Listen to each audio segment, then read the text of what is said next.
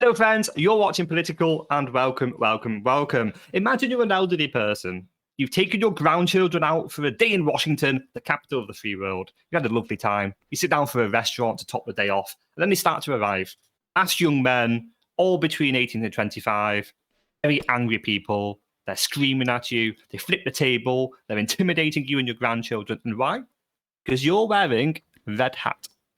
They don't like it. Sad.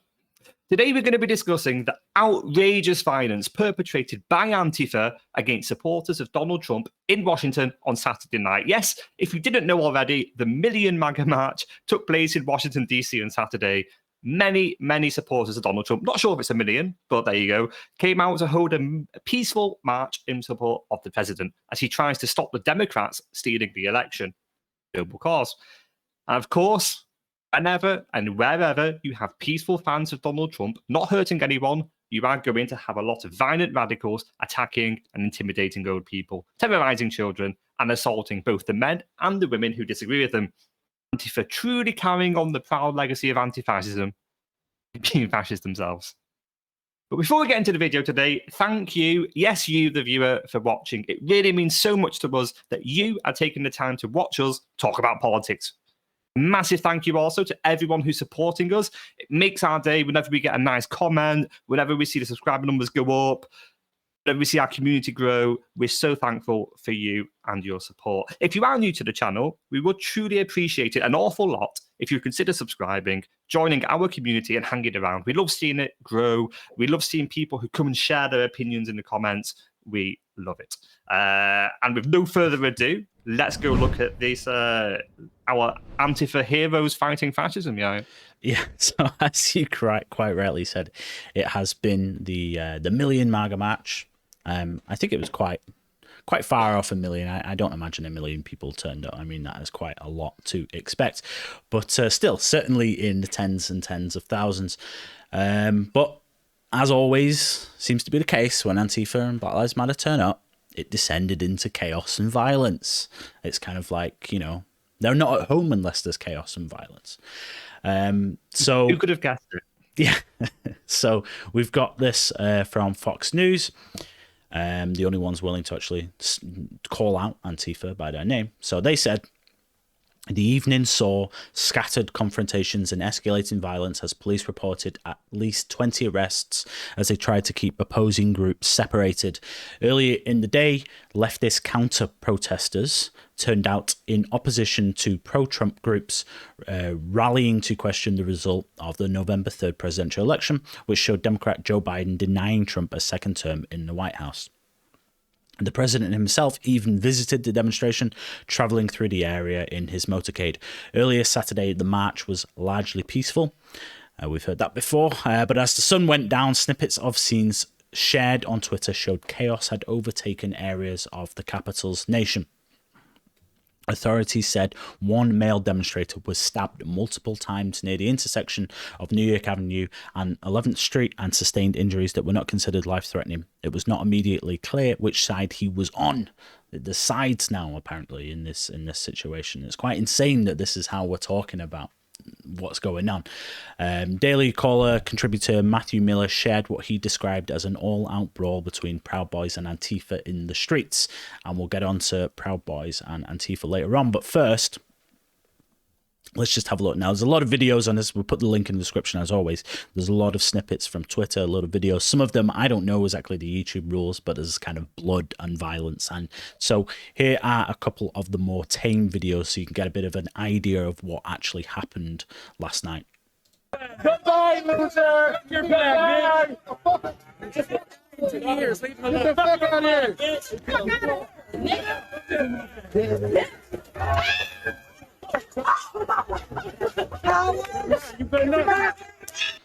So you see there, you got an elderly couple being harassed and pushed down the street. One man has his red cap stolen by a couple of young women screeching in his ear.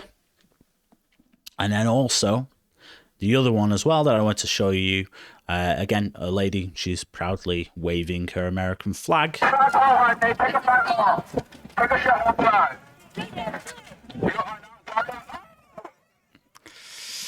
And how dare she do that, Connor? How dare she do it? Doesn't she know that Biden's just called for unity among everyone in America to come as one nation of Americans? How dare she wave that American flag?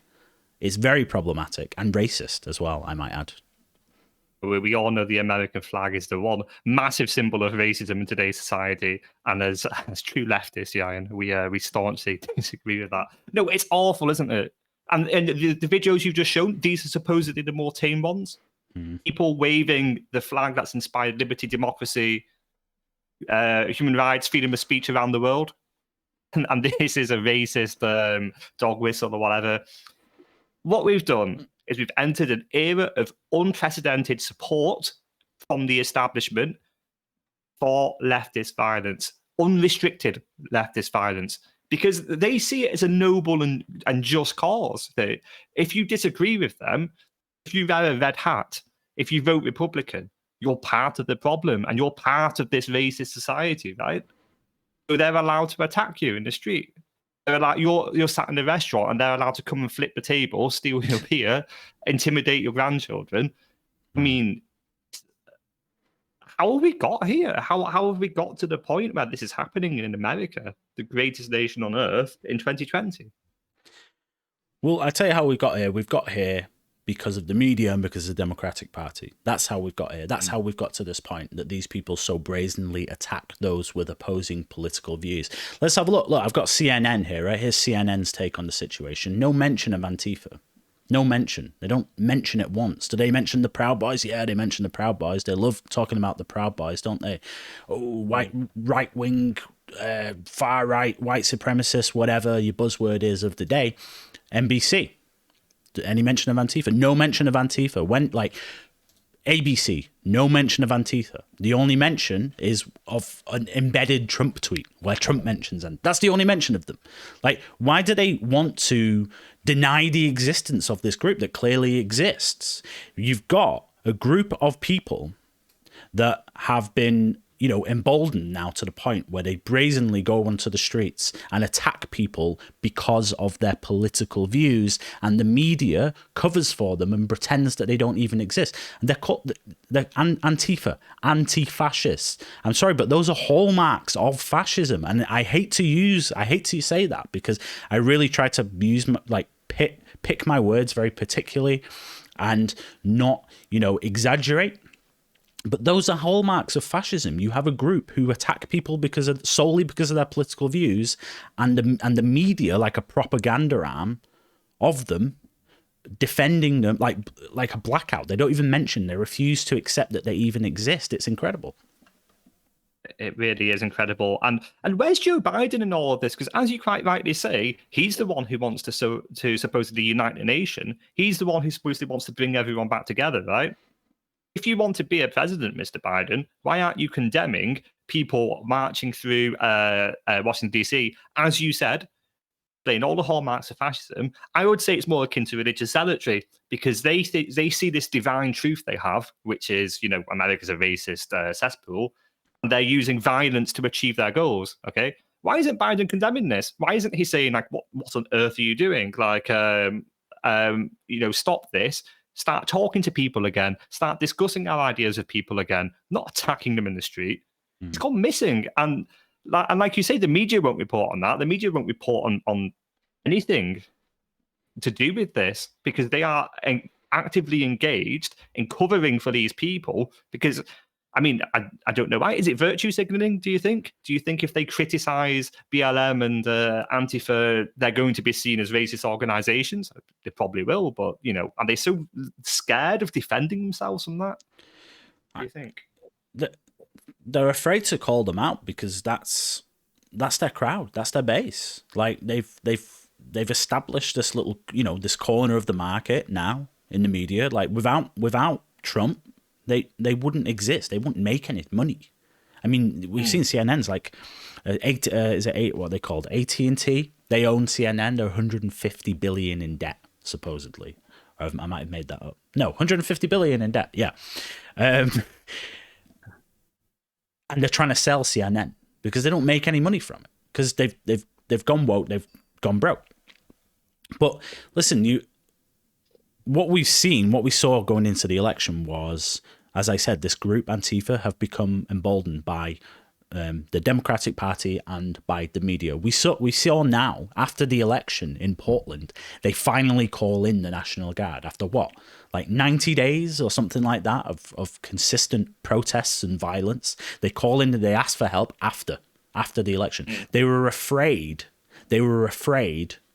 to ask for help because they thought that it might help Trump in his campaign if they have to ask for federal help to deal with the protests. They thought that would be bad optics for them. So they're more concerned about Trump having something to talk about in his rallies than actually protect American businesses, keep order, maintain order. And what they've done is they've emboldened this group to the point they are now just arrogantly going into the streets and attacking people. It's astonishing, really. Yeah, and how do you even stop it at this point? Because when I look at the rhetoric from the Democrat Party, they flip-flopped in the election and they kind of came out as soon as the poll showed it, Biden, switched to condemning violent protests during the election. But if you look at what AOC is saying, for example, she's saying, remember who put you into the presidency, Mr. Biden. And she's pointed to people like Black Lives Matter as somehow, electoral organizers who built a great movement to support Mr. Biden. They didn't. They looted and burned everything. If any organization did more to drum up support for Donald Trump, it was Black Lives Matter. So I don't know how the Democratic Party is going to challenge these people when half the Democrat Party is supporting them. And not only that, in the media have built up such legitimacy for these people. Look at the language they're using, counter-protesters. Okay? What are you protesting? So some nice American families waving the American flag. They turn up and they throw bottles at them and they punch them and they steal their phones and stuff. Okay, you're not protesting anything. You're a thug, okay? And as you were saying before, you look in the media, look in the articles, what are they referencing?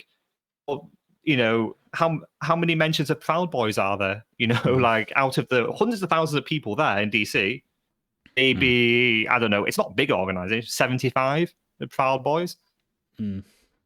Well, here's the thing, though, and I want to make a couple of points then. Just last points. Like we've got Obama's memoirs coming out in a couple of days, and we've already seen snippets from that. And he's effectively characterized the Republican Party or the Republican base as now being racist and xenophobic. Apparently now that is at the center stage of conservative beliefs. Okay, according to Obama, is that you're racist and xenophobic. So again, it's that kind of rhetoric that legitimizes people like Antifa because they get to say, "Oh, look, but we're against the racists. That's why we're allowed to do this. The ends justify the means." So all of these people are all part of the problem. They all want to cry unity and this and that and say, "Oh, we got to bring America back." No, it's like, no, they just want their vision of America and that's it. They talk about unity and all this. No, they just want everyone to submit to the way that they see things should be. And if they don't, then they're just going to call them out to be a racist. But as well, the other thing, Proud Boys, okay? Listen, they were here at these protests.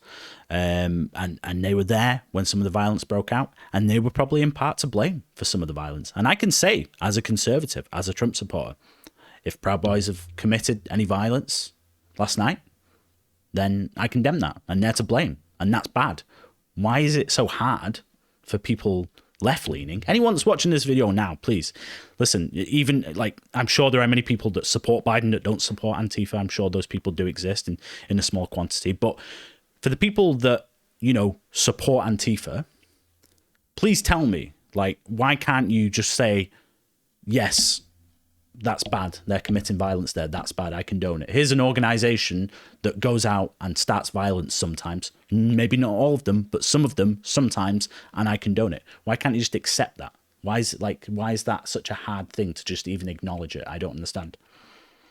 So if you are an Antifa supporter, please do tell us in the comment section before why you can't accept it. Thanks so much for listening, guys. I think that's a good place to tie it up. I think that's a good place to end things. Again, please do subscribe if you so feel like doing. Really helps us out. Really helps us support the channel. Thank you so much, and until next time.